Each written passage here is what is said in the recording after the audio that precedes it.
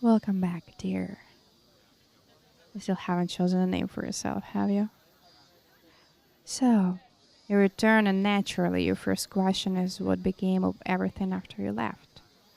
The years after your adventure were not the quietest ones. Change in the echoes of what happened beneath the water of Calmoral traveled farther than any of us expected. When Radium dissolved, it did not simply vanish. It took what consequences it had with it. For decades, the substance had woven itself into the land, ley line, and living essence. And so, when it left, everything that had taken advantage of its impossible tension began to simply fail. Most dramatic of these failures was probably the divine barrier. Held aloft by a miracle no one should have trusted. It just unraveled, faltered, and then fell. From that moment on, nothing remained quite the same. So you probably guessed it. The gods returned. Or, if we insist on being accurate, they noticed our world again. For generations, prayers had been drifting unanswered into a silent void. Then the quiet crackled. The lines of attention slipped through. Some deities reached eagerly, others cautiously. A few pretended they had never left. It was enough. Faith reshuffled itself, power shifted like sand in a storm, and institutions built upon comfortable silence suddenly had to explain why the silence was gone. Certainty had a long lifespan when the divine began waking up. Of all nations, the Korean Empire felt the shift most sharply. They had been the only people with the divine artifacts that were still functioning. They built philosophies, hierarchies, and ambitions around the exclusivity. But when the gods looked back to Alexandria, the Church of Laxan lost its monopoly. And when monopolies fail, secrets rise. Financial siphoning, corruption, silence from the light that could no longer be hidden behind ritual, and the world's order just being like that. Piece by piece, the authority thinned. To preserve dignity, they rebranded themselves, not as spiritual leaders anymore, but as protectors of the crown. Decorative, expansive, and unavoidable. Some priests withdrew to Rosochna, some clung to what was left. Some rebuilt faith slowly, quietly, and without much of a spectacle, but most gathered in the city center. It was the end of an era they believed was going to be eternal.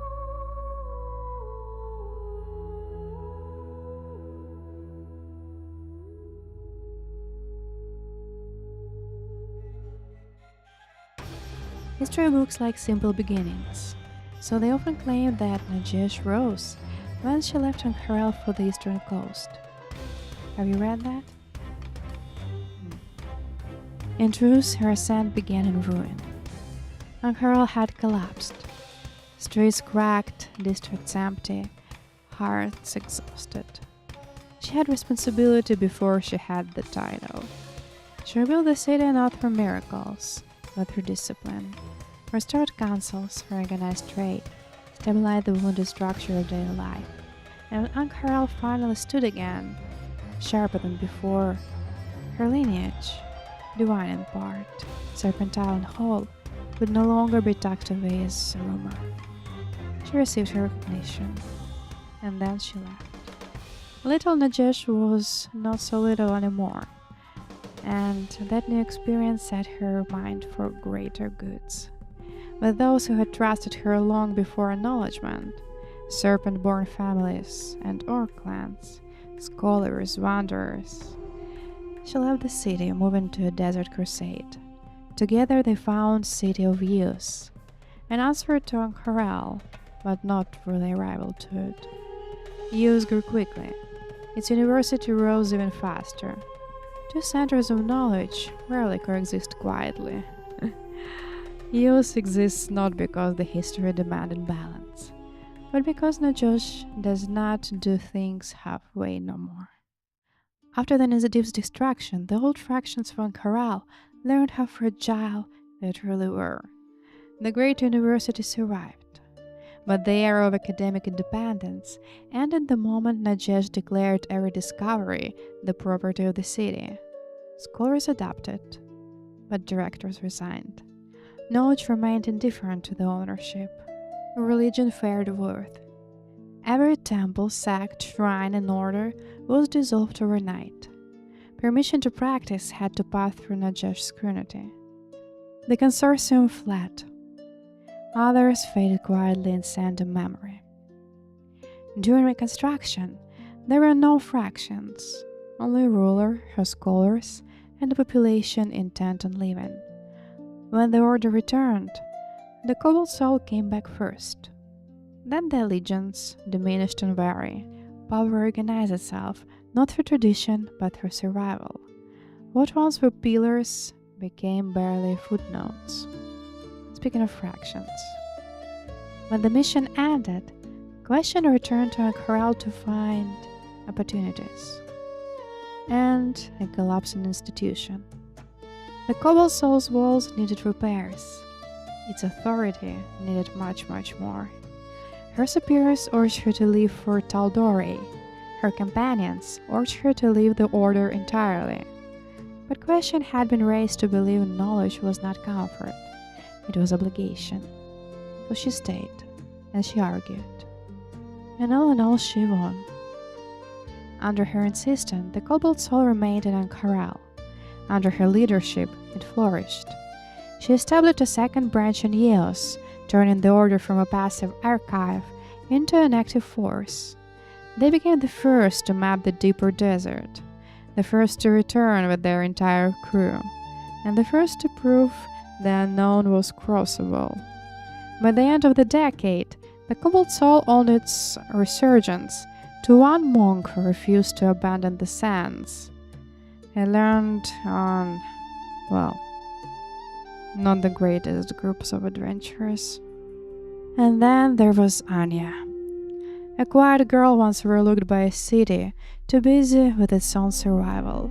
A girl who listened when he showed her Serpent's Queen a long muted voice.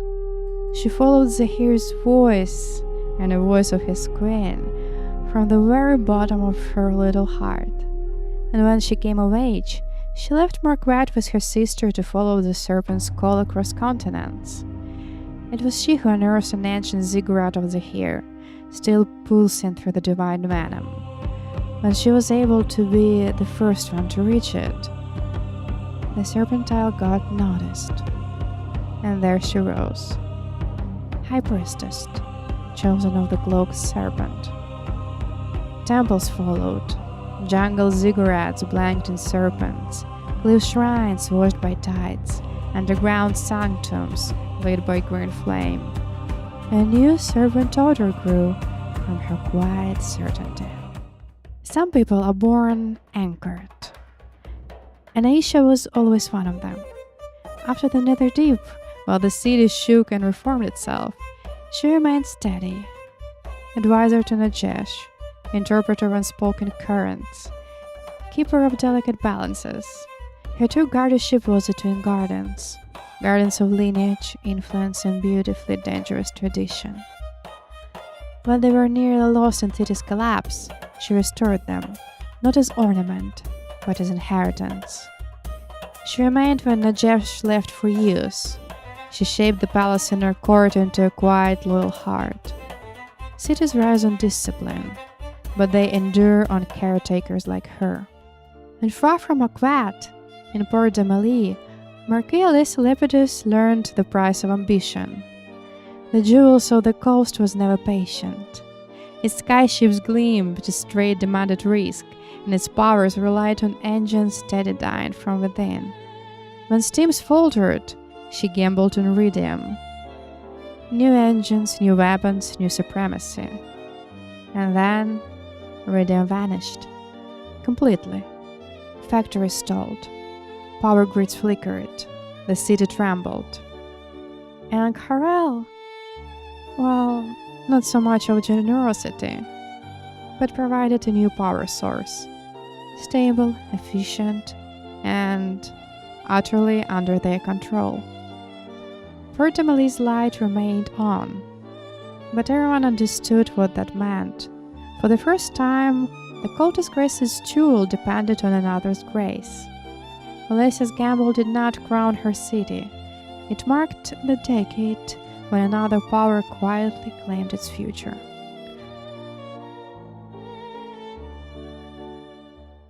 Let's speak of your rivals, though they hardly go by that name anymore. 10 years have a way of reshaping people, and they, quite predictably, decided they needed a title. Unlike somebody. They call themselves the Circle of Remnants. A touch dramatic, but accurate enough. After the netherdeep, they scattered far from Marquette. Tal'Dorei absorbed them the way it absorbs all wandering souls with unresolved stories. Ayajabe found herself in Whitestone. The city rose from its own shadows once, and perhaps that made its fitting place for someone who spent so long fearing she would lead others into ruin. Now she leads expeditions into alabaster sierras, senses unstable magic before it swells, and teaches new adventurers how to walk into the danger with both courage and caution. She trusts her judgments now. That was her first true victory. Erwin Wostwalker chose Westron, a city with its own scars and its own stubborn will to heal. There he opened a small clinic, quiet, warm, endlessly patient. People travel across the world to learn how to steady themselves after all of the magic breaks. Everyone feared he was beyond saving. Instead, he became someone who saves others. Galsariat Adi settled in Emnon. No surprise. The capital thrives on brilliance and ambition, and he had enough for both to spare. He joined the Cobalt Soul, wrote treatises on arcane ethics, and discovered that after years of fighting the idea that he did not need to prove himself to anyone. These days he simply excels. It suits him better than the insecurity ever did. The three of them married, by the way, Io, Heron, and Galsariat. Distance did not deter them. If anything, it sharpened what remained between them. Their bond survived the netherdeep.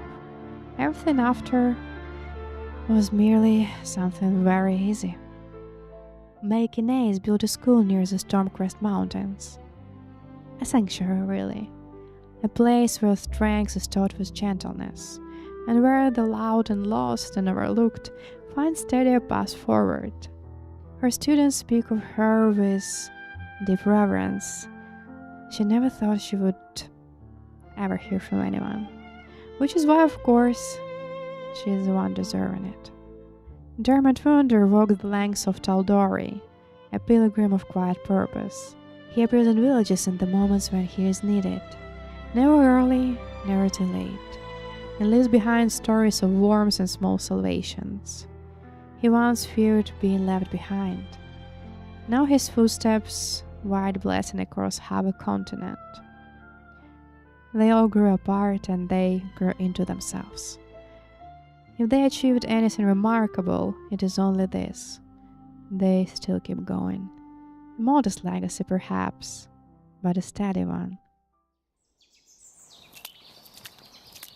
So, what about you?